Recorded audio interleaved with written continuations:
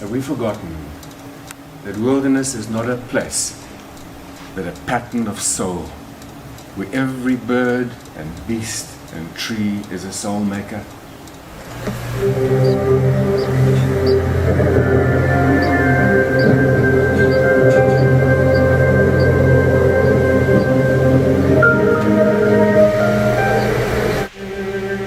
We don't understand the earth as a sacred reality.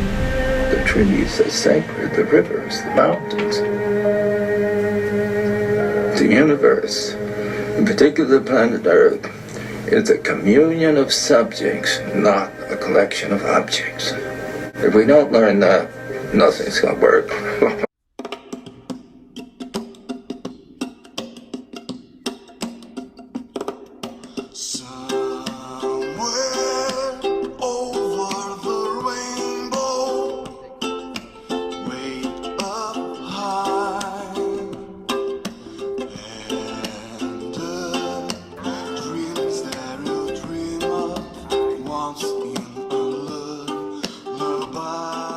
My name's Cormac Cullinan. I'm an environmental lawyer by profession, and I live in Cape Town at the moment, having previously lived in London for about 10 years. My daily practice is as an environmental lawyer and also environmental governance consultant, which basically means we deal with policy issues and institutional issues, enforcement issues, as well as, strictly speaking, the law.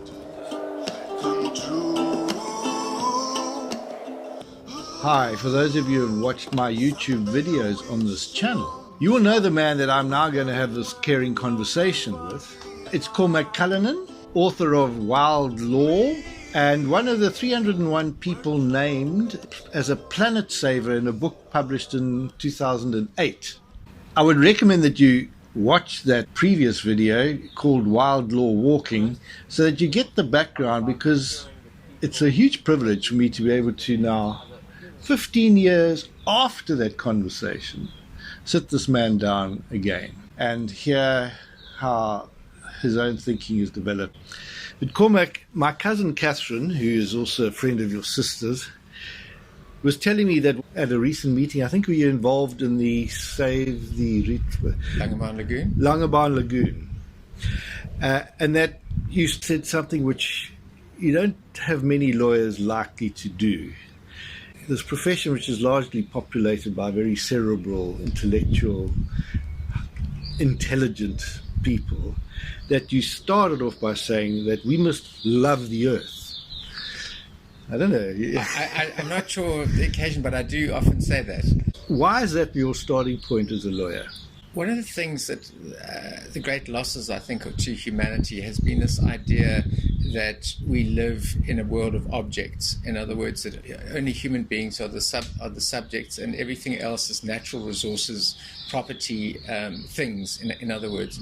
And for every culture, and many indigenous cultures today, they lived in an animate world where the world was populated with beings with whom you had to maintain a respectful relationship with. And we've de-animated the world, if there's such a term. And because of that, we don't speak the language of relationship and relatedness in relation to many aspects of nature.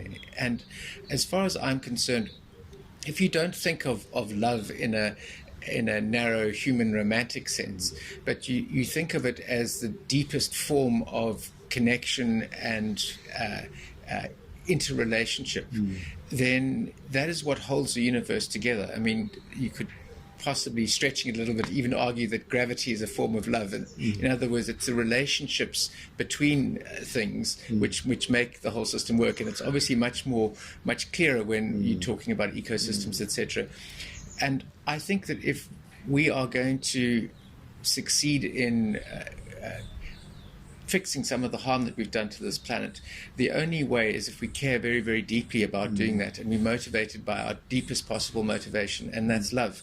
And I feel that the world is separating between what one might call earth-loving peoples, people who believe that our way into the future is through looking after the planet that sustains us. And those who seek to transcend it and put their faith in technologies and intellect and, in a way, abstracting themselves from the lived reality of being Earth. So that's why I often like to bring that in, although it may be strange from a lawyer. And it's also because I think that the Buddhists are right when they talk about heart-mind as a single concept. One needs to supplement intellect and rationality with connection if you're going to really penetrate to the heart of things, and also if you're going to be effective. One of the things that really struck me is, as a lawyer and approaching this earth jurisprudence and the need for a new approach to law and governance, when I read your writings, is that it engaged the heart and the mind and the imagination, and not just reason. In fact, one's actively discouraged from involving the heart or imagination.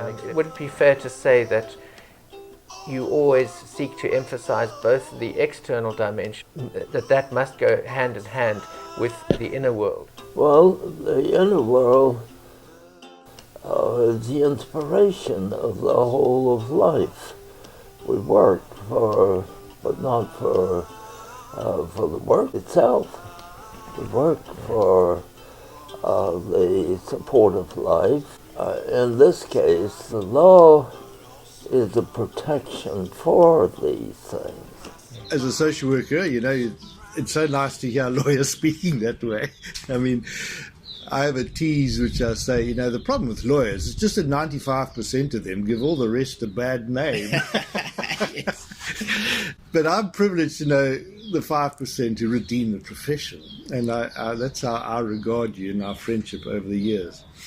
Now, I'm not going to ask you to say too much about wild law, earth jurisprudence, because that, as I say, is on my YouTube channel, and it was a beautiful participatory and inclusive way where you had these folk together walking through the South Downs, reflecting on nature, and some really kind of clever lawyers there, barristers and all the rest. I must tell you that still happens every year, and sometimes twice a year. There's often one in Scotland now and one in England, but it's continued every year since then. More than a decade. Are social workers admitted? I'm not in charge of the admission policy anymore. No, because I loved it, because it was just so reassuring, because, you know, the law in many respects is a very blunt instrument, and often people look for a legal solution to a problem, and I think it's solved. And I, in my social work profession, have found myself having to deal with people after the Constitutional Court has, for example, said, sorry, we're not hearing this case. Then they come to me and try and work miracles. But what I loved about wild law is that it was about a relational thing. The question, I suppose, that arises from that 15-year journey that you've been walking is what has changed, besides the fact that our beards have gone grey. How far are we from getting earth jurisprudence mainstreamed? It's moved hugely since then, and it's happening very, very fast. You know, I get a Google notification when words are mentioned like earth jurisprudence or wild law, rights of nature, and I used to probably get a notification about once every 2 weeks. Now I get it's uncommon for me not to get a notification every day. So that gives you some idea of the acceleration. Rights of nature have been granted to rivers, for example, by the Constitutional Court of Colombia, by courts in India, in Bangladesh, by the legislature in New Zealand. It's moving very, very fast. Africa has just got its first, Uganda has just adopted earlier this year a new Environment Act that recognizes rights for nature. It's the first one in Africa. The Philippines, they're pushing a rights of nature law. There are many in the US. So it really is mainstreaming fast. I wouldn't say it's mainstream yet. But, for example, I've just finished writing a chapter for the Oxford Handbook on International Environmental Law, which is a very authoritative, very mainstream publication on international environmental law. And I was really surprised that they asked me to write a chapter on earth jurisprudence, because it's not officially law at the international law level, but they see it as a forthcoming thing. I was recently at a conference where, to my surprise, I was told that that UNEP, the United Nations Environment Programme, is wanting them to look specifically at rights-based approaches to the environment. The United Nations have got a Living in Harmony with Nature program, which tracks the development of these laws around the world. To be honest, I didn't think I would see this much development in my lifetime, and I think it's going to move even faster, unfortunately, because of natural disasters. I think it's becoming more and more apparent that the existing environmental law system cannot solve the problems that we face. It's better than not having anything, but we need to go a lot further. Yes, it's accelerated hugely since we last spoke about it. Because interesting, at the conference on Monday, where we were at the launch of the Our Burning Planet platform at the Daily Maverick, I think Kumi Naidu was on the panel, made a point which I'm not sure I agreed with. The Second World War provided the context for that to happen. Yes. Last year, on the 10th of December, was the 70th anniversary of the Universal Declaration of Human Rights. Michelle Bachelet and I were speaking at a conference in Paris, and Michelle spoke before me and she said, you know, I really wonder whether in fact today, if we try to pass the Universal Declaration of Human Rights at the United Nations, whether it will pass. And I was the last speaker and I said, you know, Michelle, I can put you out of the misery, you don't have to worry about that, because clearly we would not even get off the starting blocks. Am I naive in hoping that the one positive consequence of the global climate emergency will be maybe there's going to be a receptivity to a new declaration from the United Nations of the rights of nature? I was played a role in drafting the Universal Declaration of the Rights of Mother Earth, which was intended to be a companion piece to the Universal Declaration of Human Rights. And Bolivia proposed that for adoption by the United Nations, but didn't really get anywhere, which was unsurprising. I think you're right that it will take something like a Second World War to make people realize that we need to take that big step. Hopefully not as severe as the Second World War. But the one thing we can be sure of is that there are going to be an increasing number of natural disasters with horrific consequences. So it's by no means unlikely that will occur. I think what Kumi was saying is that there's so many right-wing governments in the world at the moment, and human rights is a way in which people hold their governments accountable. And if you were to try and introduce it now, all of those reactionary governments would they'd rather not have human rights recognized, because it's something which is used to hold them accountable. If you think about human rights, it was once accepted in international law that because of state sovereignty, how a government treated its own people was its own business, and it was not up to other countries to interfere. Now, the concept of human rights, of course, is a universal concept, and it means that we can criticize the government somewhere else saying your laws are unjust, or your courts are unjust, or your executive is unjust, because you're violating human rights, this universal concept. And now, if we look at a similar situation where you've got, say, the fires in the Amazon in many countries, the reaction of countries like Brazil is don't interfere with our internal affairs. We've got state sovereignty over natural resources, which is, of course, one of the fundamental principles of international environmental law. But you can see the problem, because we need something to be able to say, we don't care if you are the government in your country, you're violating universal rights. But the rights would be the rights of the forest, which are not currently recognized. So it would provide a powerful tool in the same way as universal human rights is provided, of holding governments and companies and other people accountable. I think it was Martin Luther King quoting someone else who said, the arc of history does bend slowly, but ultimately it bends towards justice. One sense is that we don't have the time on our side for that slow bend of history. I think things are speeding up. I think it's no longer a slow bend. It's actually it's a rapid escalation that's moving very quickly. Events, understanding, the seeding out of different ideas, the ability that we can actually connect on these ideas in a way that even 10 years ago we couldn't. But also, I think what's happening here is that we're beginning to understand that this is about forming allegiances and collaborating. It's not about individual voices, it's about the greater whole, and that's about bringing together the voices who care about the Earth community. The tipping point is, I can almost taste it, that we are getting to that point where we start examining this in the context of a legacy. What is our legacy? For me, morally, I have that choice. It's important to me to actually start using my skills. It happens I'm a barrister, so I look for the tools that I can use to represent my client earth in court, and that's becoming a collaborative process as well. Other lawyers getting involved and engaged, and Cormac doing great work with the declaration of the rights of Mother Earth.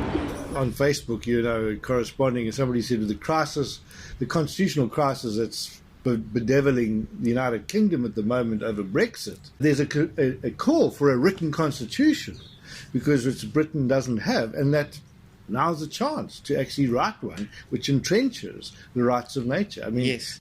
Start writing it, Cormac. Did you see there was a article in the Guardian which said exactly that. It said that we need a written constitution, and it referred to the importance of rights of nature as something which had arisen more recently. And it was written by constitutional experts. So it's an indication that something that was once seen as crazy, is now seen as worth considering. I know some of my lawyer friends will probably disagree, but that's in the nature of lawyers, that they need to kind of argue things.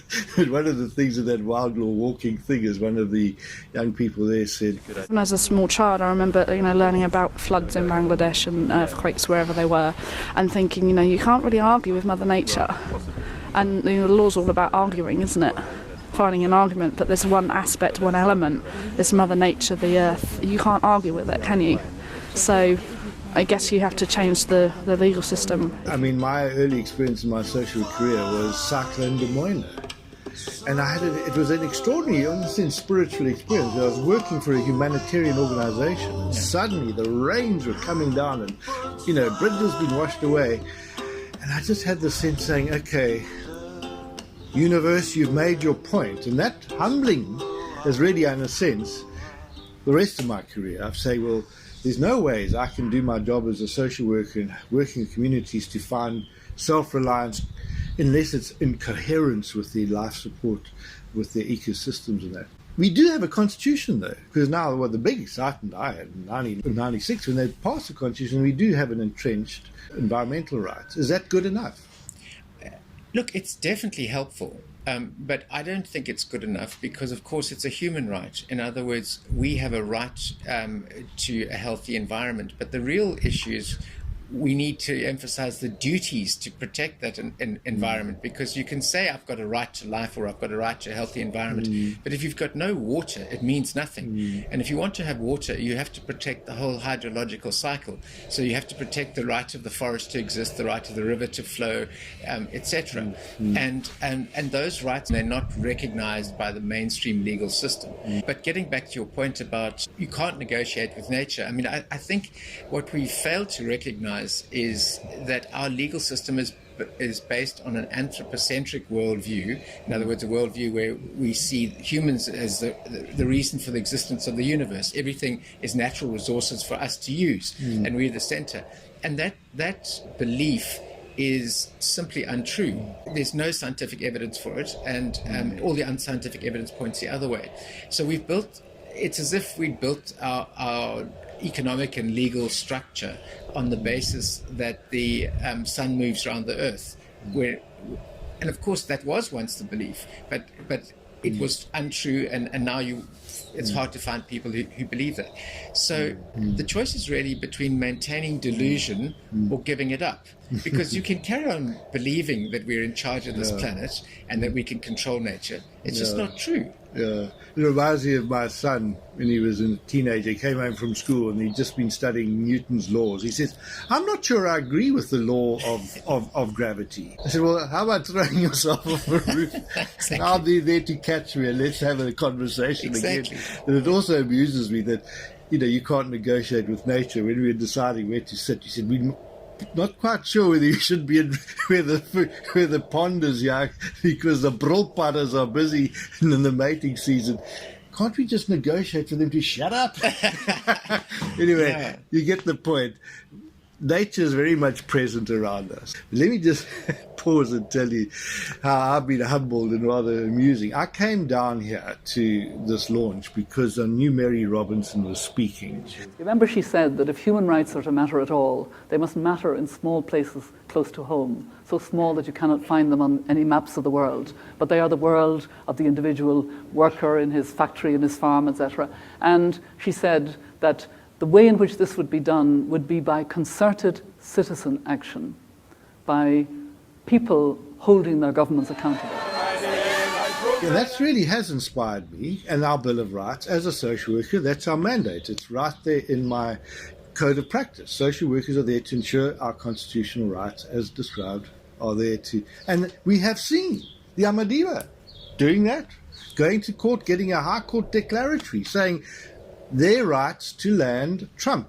Mining rights. They have a right to free, prior, and informed consent. Thrilled about that. And I felt, well, is our job done? Well, it's not. So that's why I came down to say, Mary, would you give us some sort of encouragement? In 2007, you were at a business human rights conference when we first met. And you gave me some wonderful inspiration from that quote from Eleanor Roosevelt. The Kolobeni situation wasn't on the maps of the world back then. It is now because of the relentless struggle that we've had, that community has had against the Minister of Mineral Resources and against the Australian mining company, etc. But I want to say, yes, you didn't keep me going, you did inspire us because we have seen it work.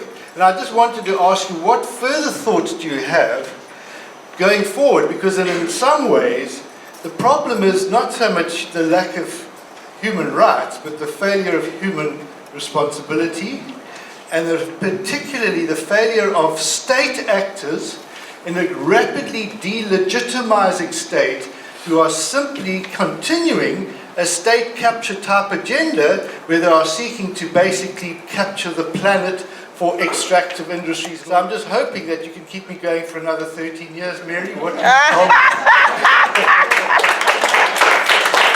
And she didn't answer the question. She said, I'll leave Kumi to answer that question. We were a little bit disappointed because I'd put her in almost like, a Delphic oracle, up there, like a Parthian goddess who would then actually inspire me. She didn't answer the question.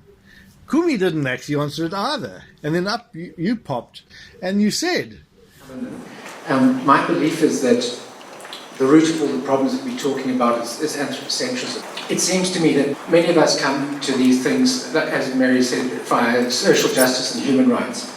Now, the problem is, if we only talk about human rights, we inadvertently make the problem worse because we cannot solve it while we focus on the rights of humans as opposed to, and don't complement human rights with recognizing rights of nature.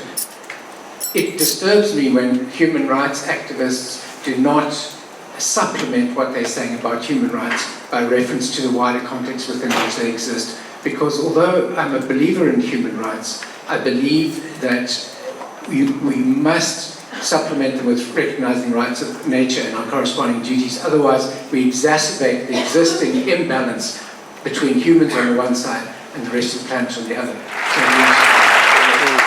Explain further the point you were making. The starting point is, I think that at the heart of all of our problems is this misconception that, this anthropocentric misconception that we are in charge of everything and that our job is to manage this planet, as opposed to that we are a member of this community of life and our role is to contribute to that community of life because our well-being is derived from it. It's not something independent. In the struggle days, as you'll remember, John, apartheid was built on this principle of racial discrimination, that you could, by looking at somebody's race, you could attribute a value to them and a position in society and what rights they should have and what rights that they shouldn't have. And of course that was factually mad and unscientific. But the antithesis, the opposite philosophy was non-racialism. And that was, of course, why non-racialism was so strong in the struggle, because you couldn't solve the apartheid problem with more racism, or you had to solve it with the antithesis. And if you say that the current situation is that anthropocentrism is the problem, I don't think you can solve it with more anthropocentrism. I think you have to approach it from an ecocentric perspective. In other words, you have to say, if one looks at this from the perspective of the whole community of life as opposed to just human beings, how would one approach it? And so I think what that means is that you have to recognize that human rights, however important they are a species-specific articulation of rights. And there are many species and there's a whole world. So the idea is not to abandon human rights, but to supplement it by placing it within the context where everything has got rights. Everything that has come into being has a right to be. As Leonardo Boff said once, if you see it from that perspective, that if something has come into being as part of this community of life, it has a role to play. The great work of our times, I would say, is moving the human community from its present situation as a destructive presence on the planet to a benign or mutually enhancing presence. It's that simple. When I talk about a right to be or exist, I'm meaning a right to continue playing your role in the ongoing evolution of this incredible community of life. And it seems to me that you can argue about how you describe that, but if you're going to use the language of the law, that must be a right. And as soon as there's a right, then humans must be under corresponding duties to respect that, the right of other beings. Perhaps you'd care to elaborate on the fact that our legal systems are very deficient in this respect of having a sword to protect non-human members of the Earth community. Well, the first thing to recognize in human-Earth relationships is the Earth is primary, humans are derivatives. Humans are for the perfection of the Earth rather than the Earth here for the perfection of humans. That's why we became friends, because I was immersed in Thomas Berry's cosmology.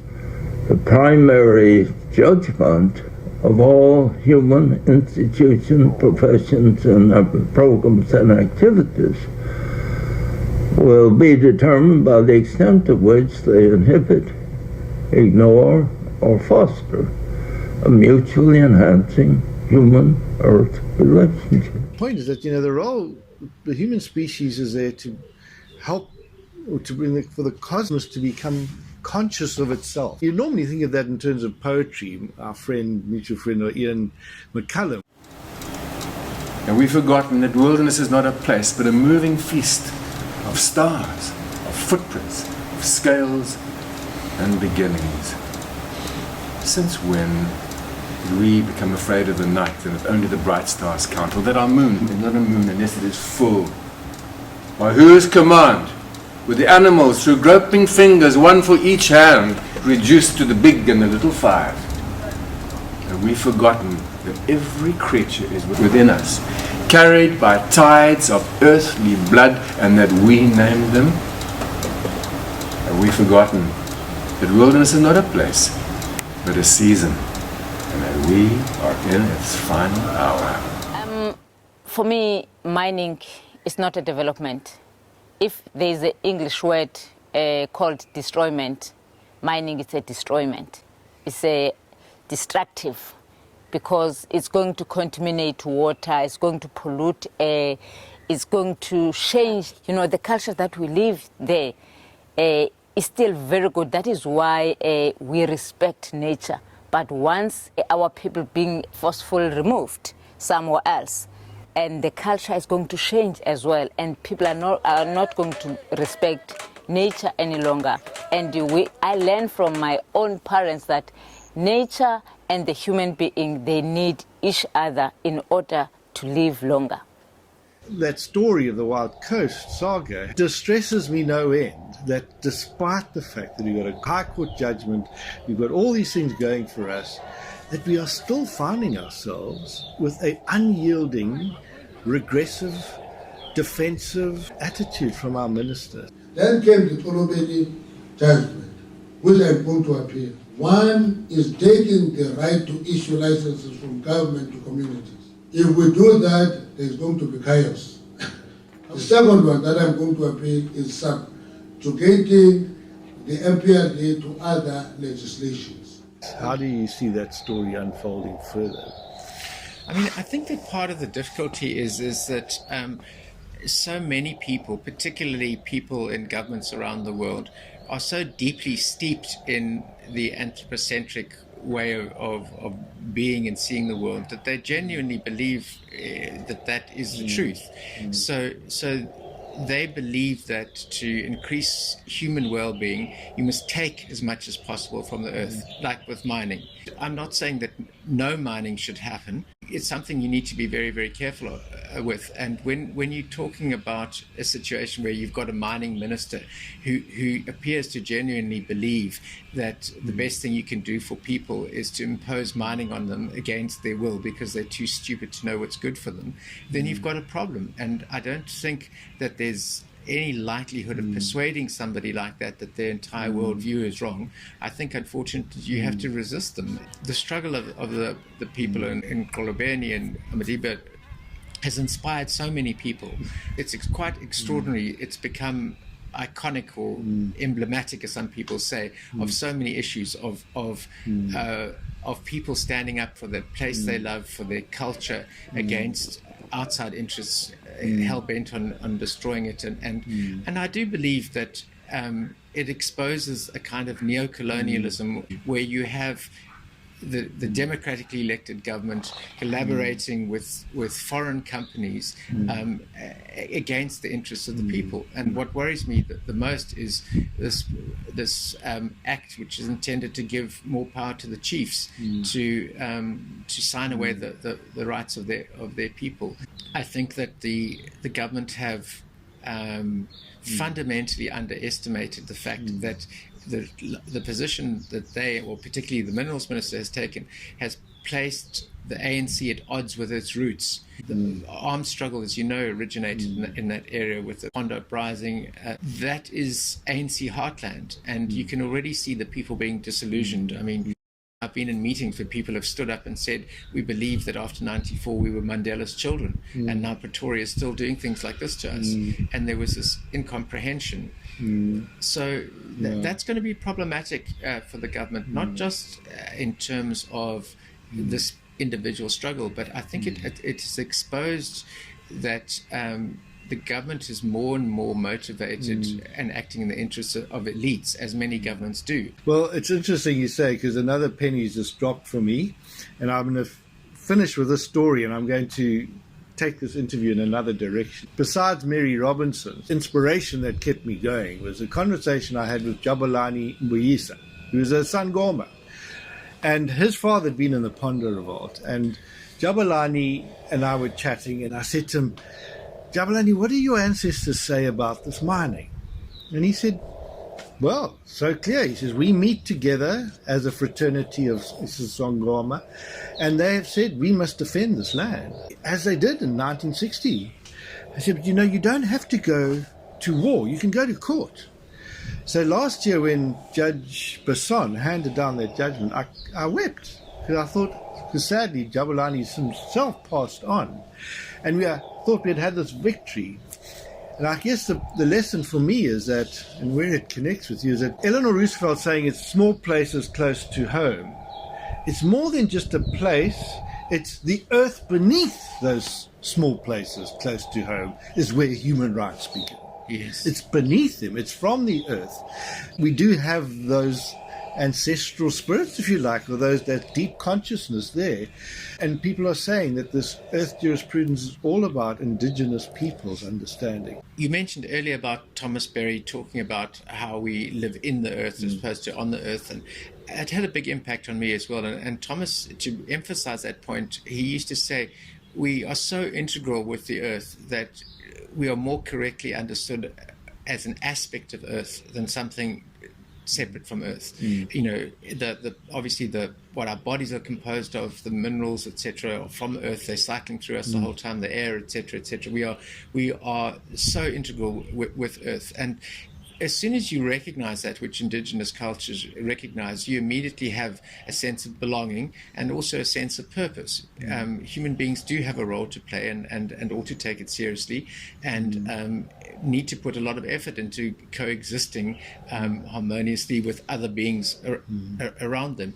And if we can shift to that understanding, it suddenly opens up the way forward, because it becomes immediately clear that the way to deal with all the pressing issues of the day, whether it be climate change, the collapse of biodiversity, loss of fertile soils, etc., the way is to restore our relationships and to work for the restoration of the earth, allow rewilding to take place, nature to run its course and in more and more areas, to withdraw and reduce our impact, etc.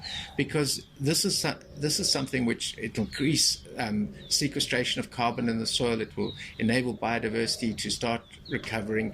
It will making our waterways healthy, etc.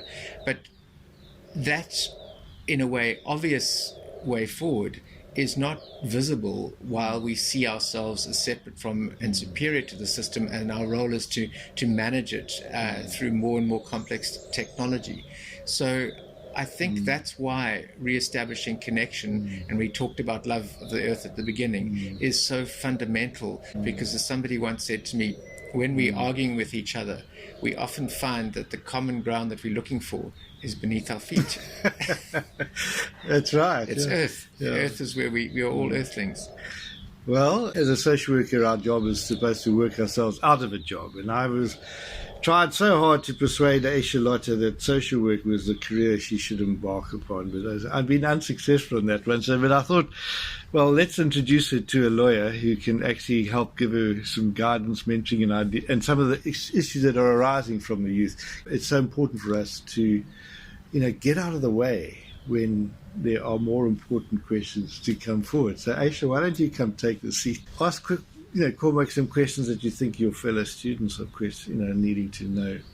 Hello, my name is Ayesha Lotter. I am a law student at the University of Cape Town doing my Masters in Mineral Law. So kind of in the extractive area, but trying to look inward and understand how to change the nature of mining to be sustainable within the next few decades. Because it really does seem to be the next few decades which will determine the course of our continued existence on this planet. And I think that that's the perspective I'm coming from. I'm coming from the perspective of, yes, technology and internalizing and trying to make sure that we function on this world in a symbiotic way, which I think you've spoken to a lot. Just the word symbiosis is definitely a part of the lexicon of your philosophy. And my perspective is how to make that work within the urban settlement and the design of our cities, which you've also spoken to a lot. So that's where my thesis is going.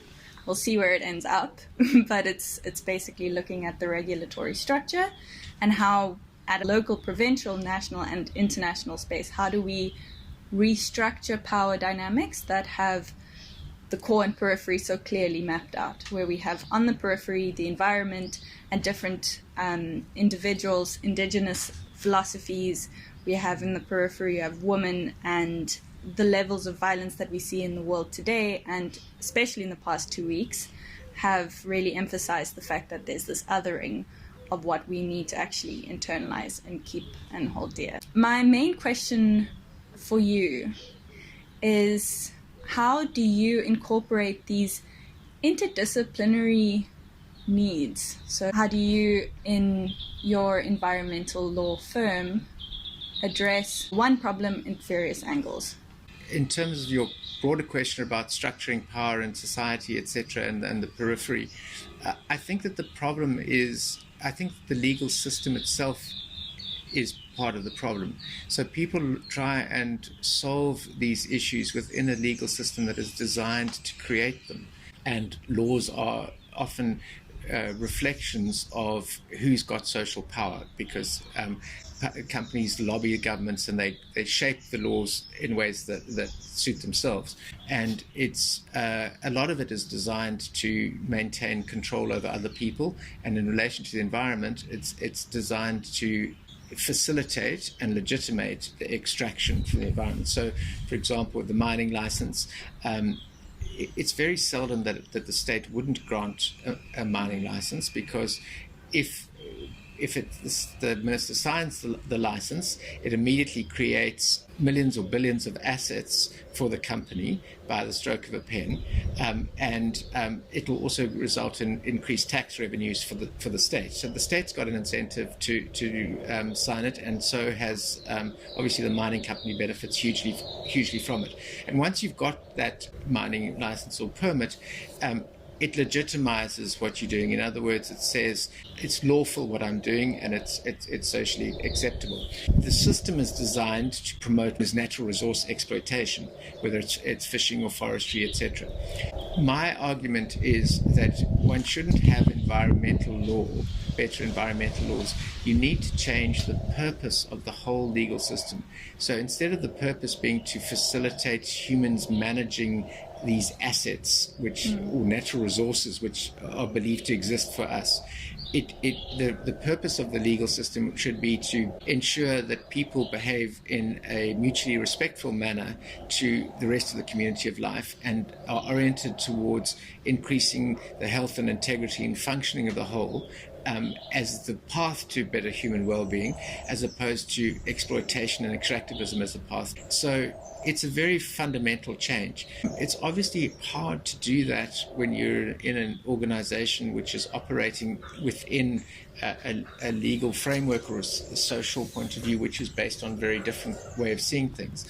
So to some extent, in the law firm, we regard Earth as a sort of second client, as it were. So we try to do things for our clients, and we are obliged by our ethics to act in the best interests of our clients, but we try to do things for clients which will also be beneficial to Earth. That's not always possible. Sometimes you're in the middle of a matter and your client wants to do something that you disagree with, but you have to take instructions from your client.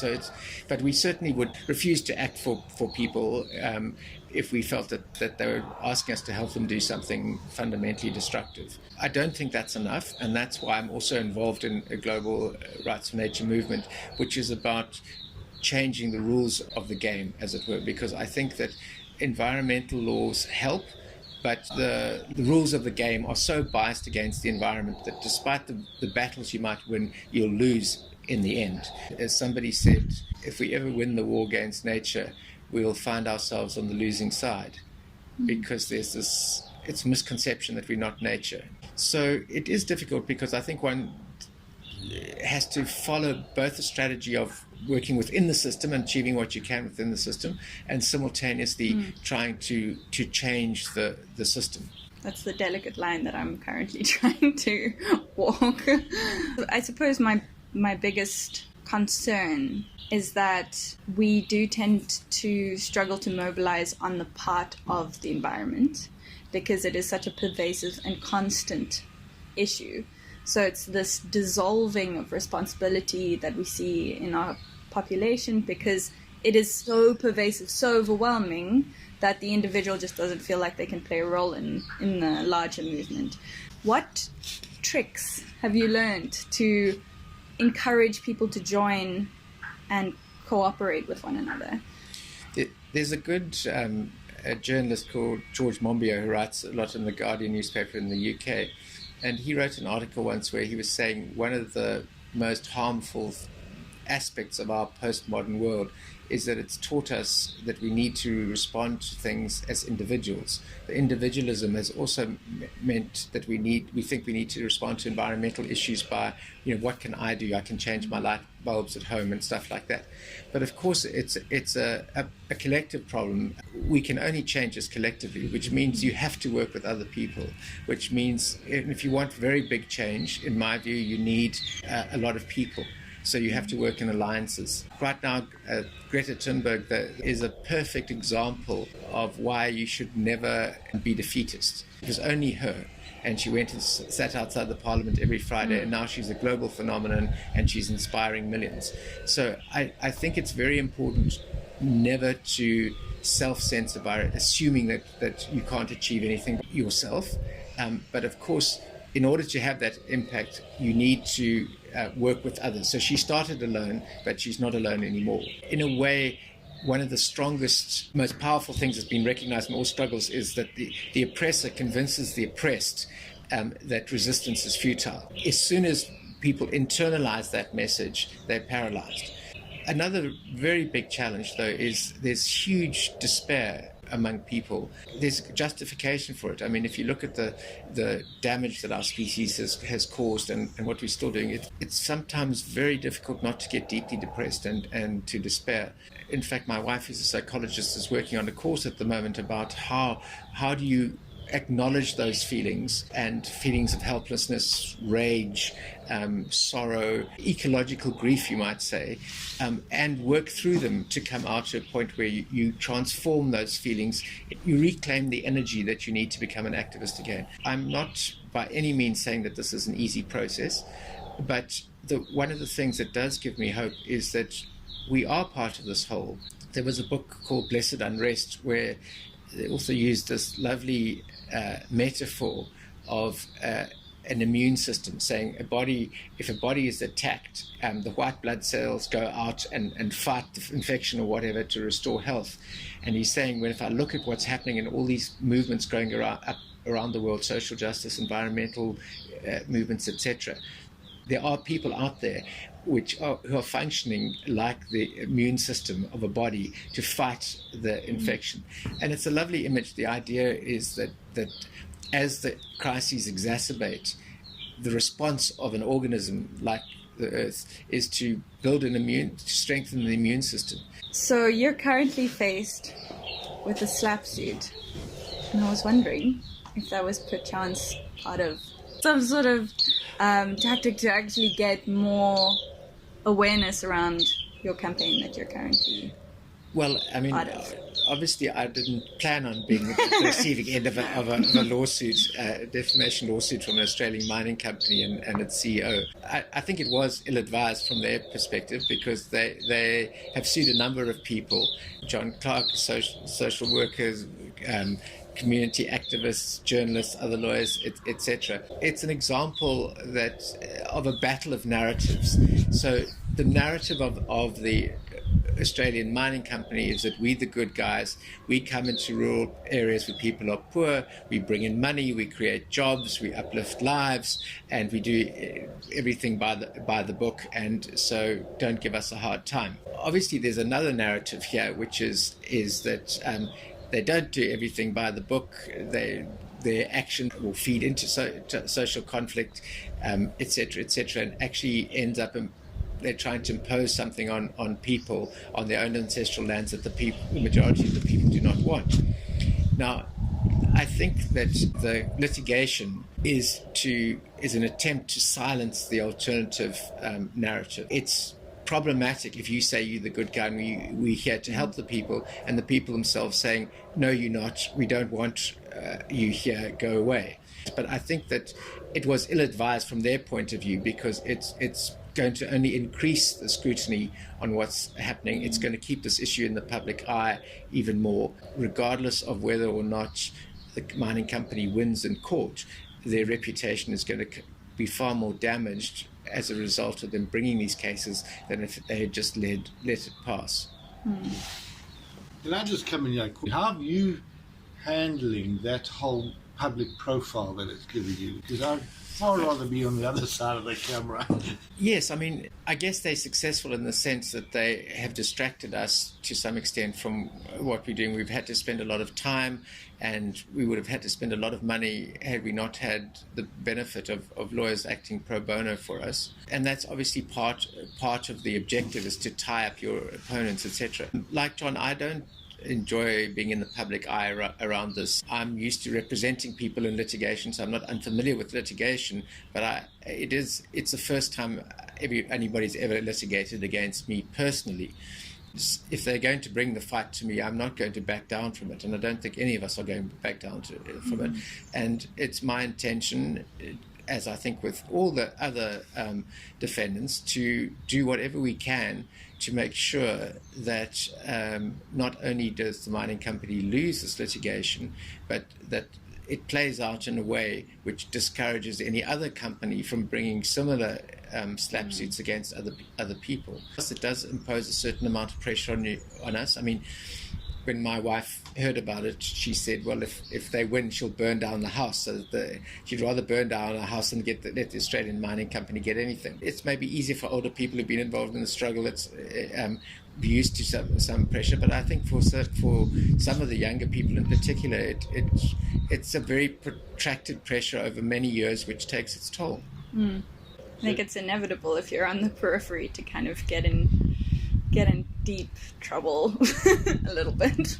But how do you feel about, the risks professional risks going forward? Because most of us go into professional life because we think this is going to be security, it's going to be boundaries, and you can just practice it. I do generally struggle with a lot of anxiety around that topic because it is difficult, especially as a woman, to come in to a predominantly male space anywhere. So stepping into any law firm, I will face that, and that's inevitable. But I do have a privilege of being white, so it does help with that. And I think my voice is definitely heard, and that's almost something that I should consider as well. Like, it's not really my voice that should necessarily always be heard. So it's like there's that social element to it, where I have been a part of a consumerist culture that has been destroying the world, and how do I now take responsibility for that? And if it means that I get myself into a bit of a sticky situation, like a slap suit, then that's just part of the role that I play, and that's part of the responsibility and the duty that I inherently have to hold. So it's something that, yes, causes anxiety, and it does make me panic a little bit. But there's a lot of intersecting elements that come into play, and the more I know where I am positioned in that place, the more responsibility and kind of relief I feel, almost, from knowing that that is exactly what I should be doing. And there's a sense of a weird moral drive to do that, and that gives me meaning. So it's important to be a little anxious and to have that energy, because it's what your wife is saying, that ecological stress, how to transfer it into energy. It is something like anxiety is energy, and you need to use it as such. Yeah. But so you've got to work through it. Yeah. No.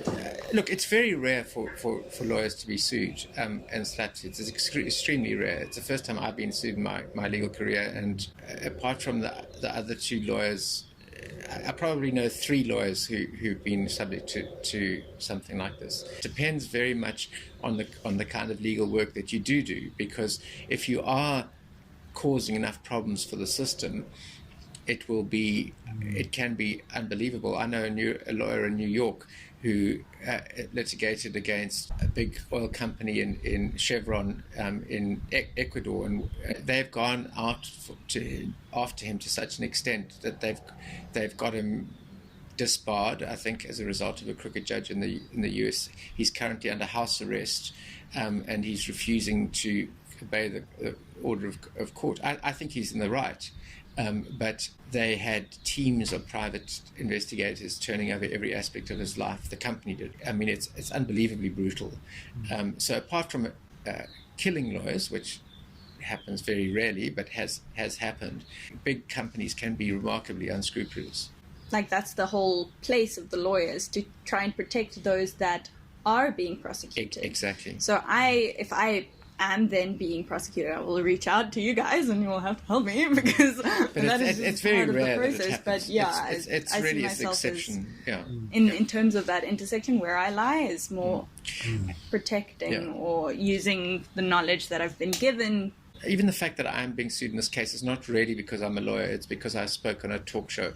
Well, in my case, I mean, as far as I can see, I'm simply doing my job as a social worker, and there's nothing where I've gone out of my lane. I think you're being sued because you're playing a prominent part in providing a narrative which is at odds with the narrative that he wants out there.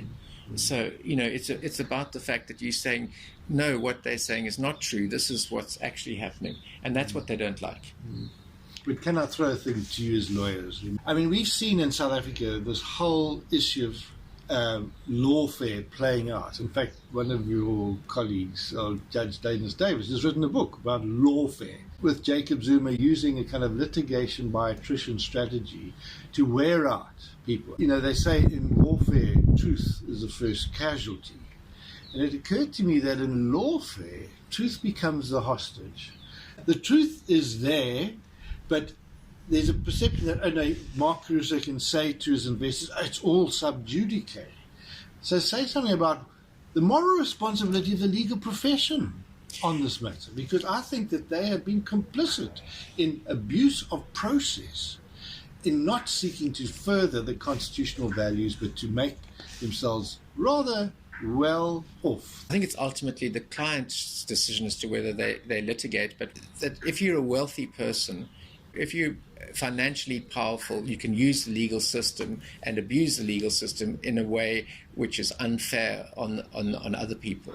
And even if you ultimately lose, you can delay things, etc., for a long time. And unfortunately, that people always say that you can't talk about the matter because it's sub judice. Most of the time they're talking absolute nonsense, because the concept of sub judice in a state with a constitution that guarantees freedom of speech is very limited. So there are very few circumstances now in which a court would say that you shouldn't have said that because it might influence the outcome of the case. So you can imagine a situation where, you know, it may be inappropriate to reveal in the public that somebody has got a prior conviction for rape when they're up on a charge of rape, because it could influence the outcome. But commenting on statements that are in court papers, which are public documents, is not going to be restricted by the sub judice rule. But it's very, very widely quoted by people as a way of saying that I don't want to answer your question. Lastly, I think to wrap up, for your children, and what is your last word? What is the thing you want our offspring to remember as being critical for the future? I think it would make me happiest if younger people and all of us really remembered that we are children, just not only of our parents, but also of the earth, and the earth has many children, and that our responsibilities are not just to each other or other humans, but also, as Thomas used to talk about, you know, the winged children, the ones that swim in the oceans, etc., and that we are all part of this incredible community of life. And our future can only be a happy one in community, and in community means more than community with people. We go into the future together, or we distance ourselves and isolate ourselves from this community and eventually get excluded from it.